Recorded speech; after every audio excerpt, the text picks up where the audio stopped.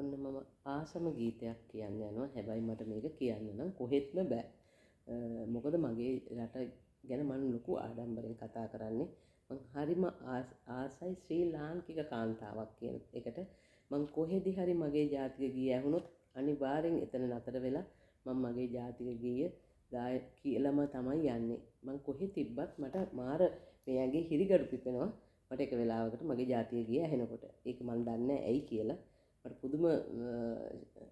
පුදුම ආඩම්බරයක් තියෙන්නේ මම ශ්‍රී ලාංකික කාන්තාවක් කියලා. මම එක්සර්සයිස් කරන්න යන හැම වෙලාවකම කවුරු හරි හම්බුනොත් මම කෙලින්ම කියනවා මම ශ්‍රී ලංකාවේ කියලා.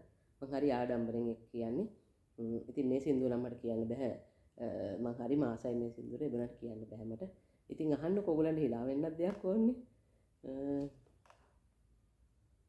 රත්නදීප ජන්මභූමි ලංකාදීප විජය භූමි මේ අපේ උදාර වූ මාතෘභූමියයි මාතෘභූමියයි රත්නදීප ජන්මභූමි ලංකාදීප විජය භූමි මේ අපේ උදාර වූ මාතෘභූමියයි මාතෘභූමියයි.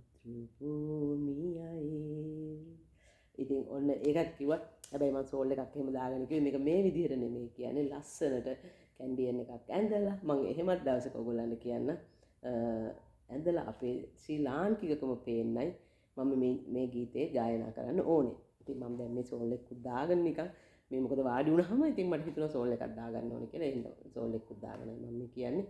ඉතින් මේ ගීතේ ගායනා කරන්න ඕනේ ලස්සනට කැන්ඩියන් ඇඳලා ඒ විදිහට තමයි අපේ අර ජාතික ගීය අපි ඒ විදිහට තමයි ගායනා කරන්න ඕනේ. ඉතින් ඒකත් මම දන්නවා. හැබැයි මෙහෙම කරා. ඉතින් එහෙනම් මම ගිහින් එන්නම් ඔයාලට. මගේ වීඩියෝස් බලලා මාව ෆලෝ කරනවට ඔයගලන්ට ගොඩාක් ස්තුතියි. ඒ නිසාම තමයි මම ගොඩාක් මේ වෙලාවේ මට වැඩ තියෙනවා. මාර වැඩ තොගයක් තියෙන්නේ. ඉතින් ඒ තියද්දි තමයි මම මේ පුංචි වීඩියෝ එක ඔයාලට අරගෙන ආවේ. නාලාව ගමම්ම ආවා ඔයගොල්ලෝ ගාව වීඩියෝ එක කරලා ඉක්මනට ගිහලා මගේ වැඩ ටික කරමු කියලා. එහෙනම් ඔයාලා ඔක්කොටම සුබ දවසක් කියලා හදවතින්ම ප්‍රාර්ථනා කරනවා. ගිහලා එන්නම් බායි.